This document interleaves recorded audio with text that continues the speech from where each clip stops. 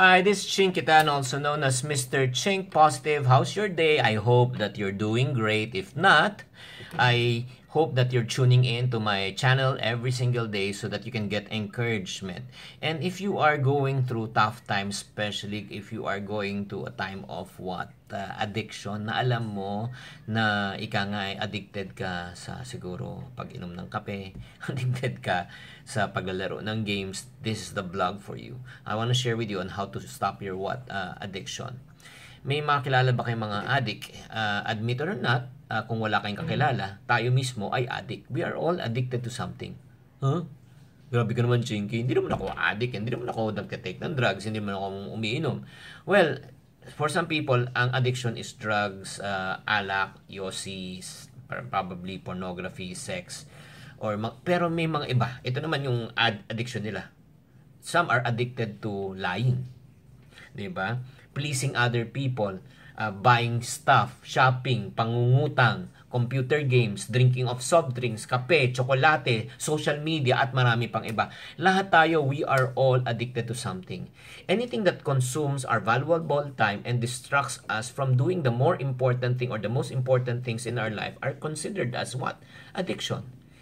Isa pa, like for example, how will you know if you're addicted? If you're already distracted, hindi ka maka-function properly without really doing yung mga tinatawag na mga side things, like for example, no offense man, playing of COC, di ba? Magche-check ka ng Facebook mo kung lang nagla-like, nilalike mo yung sarili mo, di ba? Or bago ka kumain, nagta-take ka ng photo, finitake mo ng photo, addiction yun.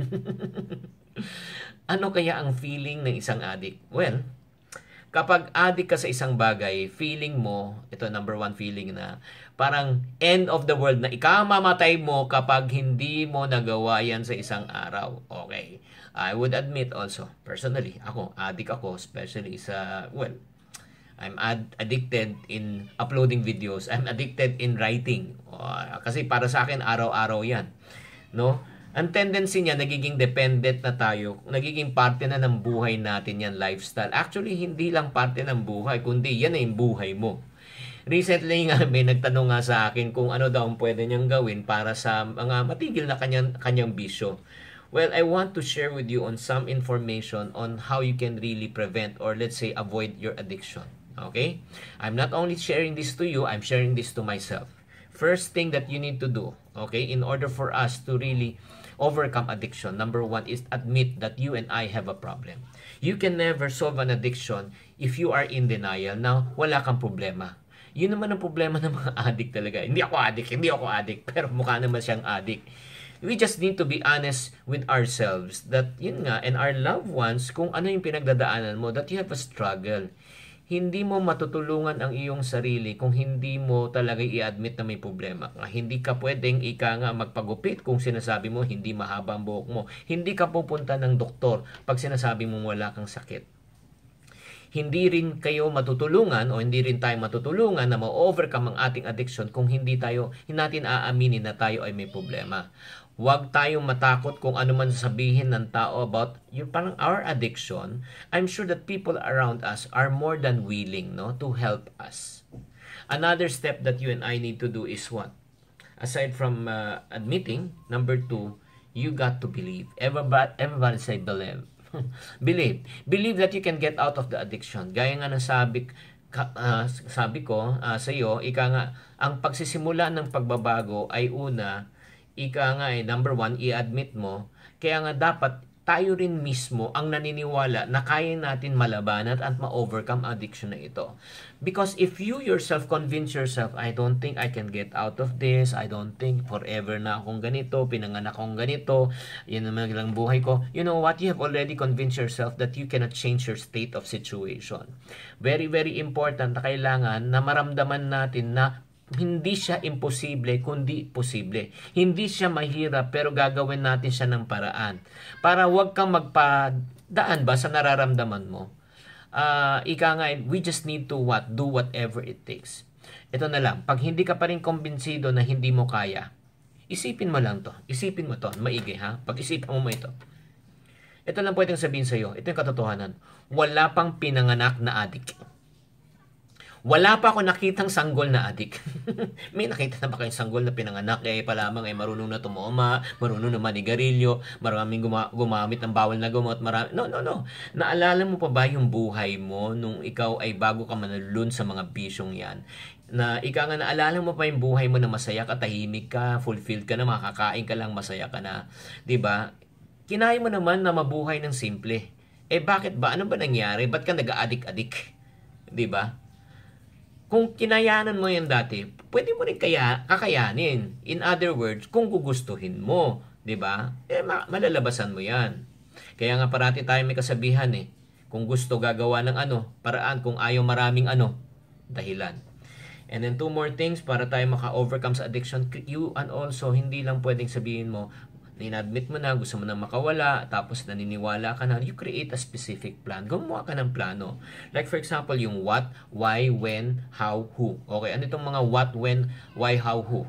Okay, what? Ano ba talagang addiction na kailangan ma-overcome? That's the first question. Why? Bakit mo kailangan itigil yung addiction mo? Sino ba yung mga taong nasasaktan mo na? Ika nga, hindi ka na nakakapagtrabaho, hindi ka na nakakapag-provide. May mga taong nasasaktan na, nag-aalala na, umiiyak na, nai-stress na. When? Kailan mo talaga uumpisan itong programang ito para sabihin mo, enough is enough?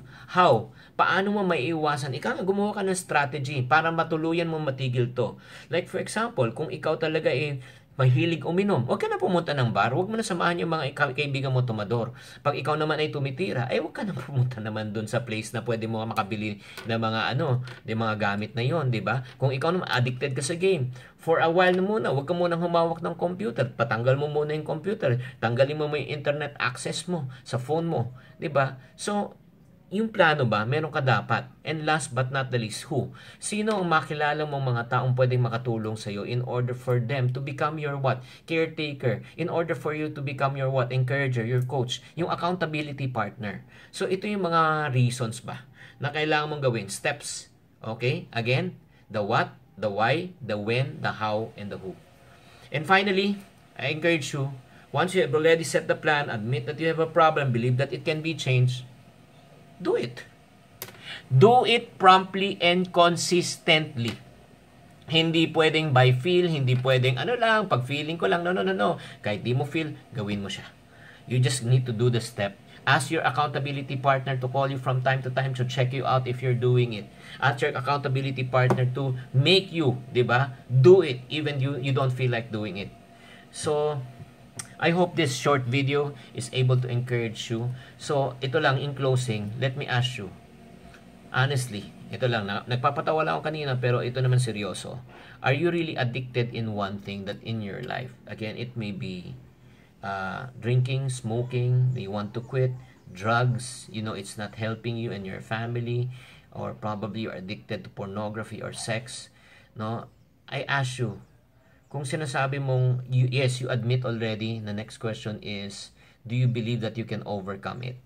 And if you say, yes, I need help, I want to overcome this addiction, third question is, you write a plan, and number 4, you ask for help. Not only for man's help, but you also help from God. God's the only one who can help you. God's the only one who can cure you. God's the only one who can set you free. I hope that this short session about addiction really helped you a lot. Again, please do subscribe in my YouTube channel, this YouTube channel. And then, if you like this, what you have, kung nagustuhan mo lang to, let me, paki-like lang. I suggest you like this. And then, if you like this, also please share this to people na alam mong who's going through a time of what? Addiction na kailangan nilang tulong. And also follow me on my Twitter account, my Facebook account, and also my Viber account. And then, the next, tomorrow, please tune in also tomorrow. Ang pag-uusapan naman natin is, bakit kaya may mga taong mahilig kaya mang chismis? Diba? Bakit kaya may mga taong mahilig talagang manira ng kapwa? Ano kaya ang gagawin talaga natin if we encounter mga chismoso at chismosa sa ating buhay? Wala na pinag-usapan kundi ang ibang tao. That's a topic that I'm gonna share tomorrow. Again, this is Chinkitan saying, to every problem, there's always a solution. If you're not part of the solution, you're part of the problem. Always, Chink, positive.